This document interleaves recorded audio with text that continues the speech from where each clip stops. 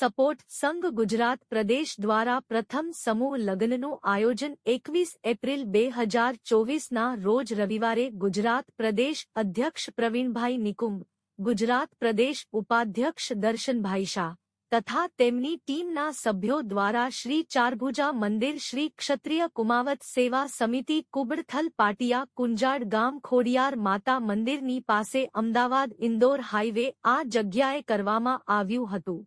આ સમૂહ લગ્નની સંપૂર્ણ લગ્ન વિધિ ગાયત્રી પરિવારના વિધિ વિધાનથી આ સમૂહ લગ્ન કરાવવામાં આવ્યા હતા। આ સમૂહ લગ્નની શુભ શરૂઆત દીપ પ્રગટાવીને કરવામાં આવી હતી, જેમાં ગુજરાતના જુદા જુદા શહેરો અને જિલ્લાઓથી આવેલા છોકરા છોકરીઓએ આ સમૂહ લગ્નમાં લગ્ન કરીને પોતાના જીવનસાથી સાથે 7 ફેરા લીધા હતા, જેમાં કેટલાક દાતાશ્રીઓએ દાન પણ આપ્યા હતા અને તેમને કર્યાવર પણ આપ્યું હતું। આ સમૂહ લગ્નના મુખ્ય દાતાશ્રી ધીરજભાઈ મોહનભાઈ પટેલ અંકલેશ્વર, કિશોરભાઈ પીઠિયા ફાર્મ બિલ્ડવેર એન્જિનિયર અંકલેશ્વર તથા શાહ નિકિતાબેન અને ધર્મેન્દ્રસિંહ ગાંધીધામ, અર્જુનભાઈ આઈડી ગાંધીધામ કચ્છ, અમિત ચંદ્ર શ્રીમાળી પ્રમુખ બનાસકાંઠા, આયુર્વેદના જાણકાર વિજયસિંહ સોલંકી અમદાવાદ ગાંધીધામ તથા જુદા જુદા જિલ્લાઓના દાતાશ્રીઓએ ઉપસ્થિત રહીને અને દાન આપીને આ સમૂહ લગ્નને ભવ્યથી અતિ ભવ્ય કરવાનું આયોજન કર્યું હતું। જુદા જુદા જિલ્લાઓથી આવેલી ટીમોએ આ સમૂહ લગ્નમાં ભાગ લીધો હતો અને દરેક વ્યક્તિએ પોતપોતાની જવાબદારી સંભાળી હતી। આ સમૂહ લગ્નનું આયોજન અંદાજિત 15 થી 20 દિવસની અંદર જ કરવામાં આવ્યું હતું, જે ખૂબ જ સરસ રીતે પૂર્ણ થયું હતું। ટીમ મોદી સપોર્ટ સંઘના ગુજરાત પ્રદેશ અધ્યક્ષ પ્રવીણભાઈ નિકુંબે વ્યસન મુક્તિનો પ્રણ આ સમૂહ લગ્નમાં લીધો હતો અને સાથ અને સહકાર તમારો જોઈશે અને આવનારા સમયમાં તમે પણ મને ખૂબ જ સહકાર આપશો એવી હું આશા વ્યક્ત કરું છું। આપું છું કે આપ પણ આવા નવા સહકાર્યમાં જોડાવો બધાય અને આ સર્વ સમાજ સમૂહ લગ્નનું એક અમે એવું આયોજન એટલે કર્યું હતું। શરૂઆત કરી રહ્યા છે તેઓ તેમના વાલીઓ, માતાઓ, પિતાઓ, સગાઓ, વાલો અને મારી ટીમના દરેક ભાઈઓ બહેનો માતાઓ, આ સૌનો ખૂબ આભાર માનું છું। એક અમને વિચાર આવ્યો હતો કે અમે સેવા કે કામો કરીએ તો છીએ પણ કંઈક નવું કરીએ અને એક બેઠા હતા, ગાંધીનગરથી નીકળ્યા હતા અને એક ભાઈ બોલાવ્યા કે સમૂહ લગ્ન કરવા છે, કરી નાખી એમાં શું, મને તો મોટે પાયે કરવા છે, મેં તો મોટા પાયે કરી નાખીએ એમાં શું કીધું।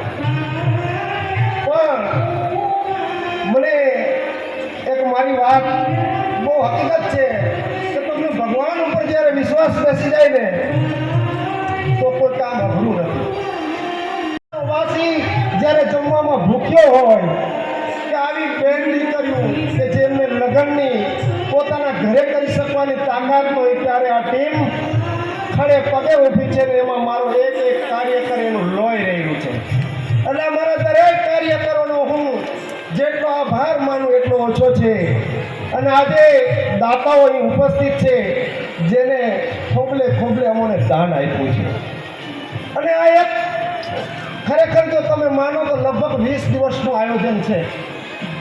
20 દિવસમાં આ આયોજન કરવું એ બહુ મોટી વાત છે।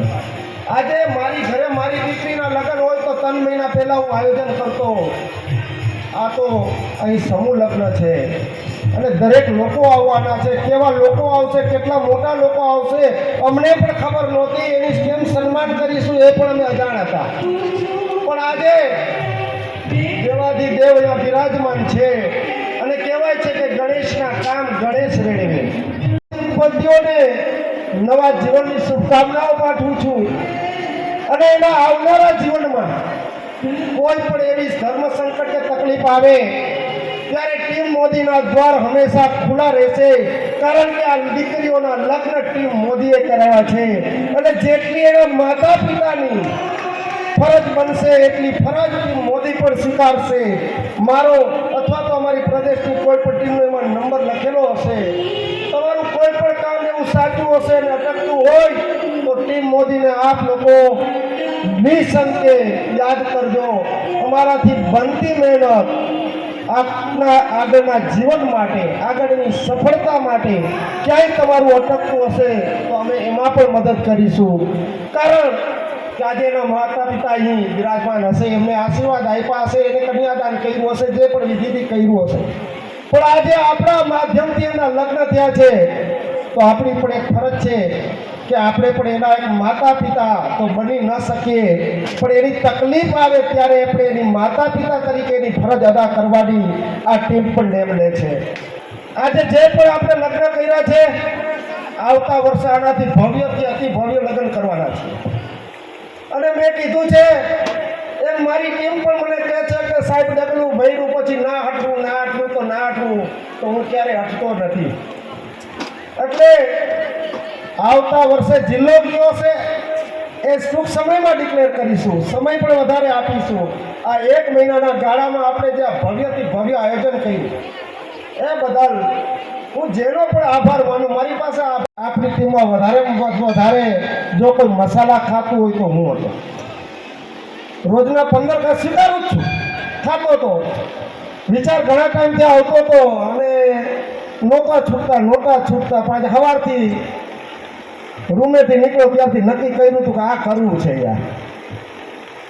દેવાધિદેવ ઇન્દ્ર છે, દેવાધિદેવ ચારુ ભુજાવાળા છે, અને આજે આપણે આ દીકરીઓના આશીર્વાદ પણ આપણને મળશે એટલે એના આશીર્વાદ ભેગા છે. એટલે આ કાર્યમાં સફળતા મળી.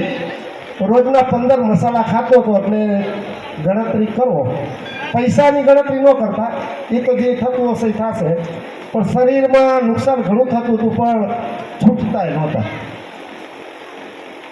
અમારી આ ચેનલને લાઇક, શેર અને સબસ્ક્રાઇબ કરવાનું ભૂલતા નહીં. Reporter Vishal Singh, Tanwar, the pillar news.